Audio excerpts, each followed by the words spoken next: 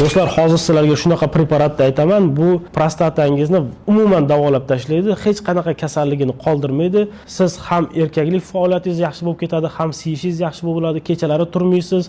Xullas, prostatadagi bor muammoni 100% hal qilib tashlaydi bu dori.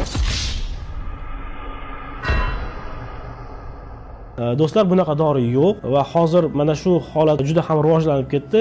O'zlari prostata qayerdaligini va u qanaqa a'zoligini, nima funksiya bajarishini bilmaydigan insonlar prostatani davolab yotishibdi. Bizga ko'p murojaat qilishadi. Biz prostata adenomasini va boshqa kasalliklarini oltin standart bo'yicha davolab kelmoqdamiz. Bizga kelgan otaxonlarni 90-80% mana shu dorilarni internetdan sotib olib, ichib, oxir effekt sezmagandan keyin biz oldimizga kelishadi. Do'stlar, to'g'ri, bu dorilar foydali bo'lishi mumkin, effekti bo'lishi mumkin, lekin uni albatta birinchi urolog shifokorga murojaat qilib, kerak bo'lsa olish kerak. Chunki bu dorilar ko'pincha bilasiz, 10 soat ichida olsangiz 50% skidka, mana shunaqa deb turib sizga telefon qilishadi. O'zim ham telefon qilib ko'rganman ba'zilarga.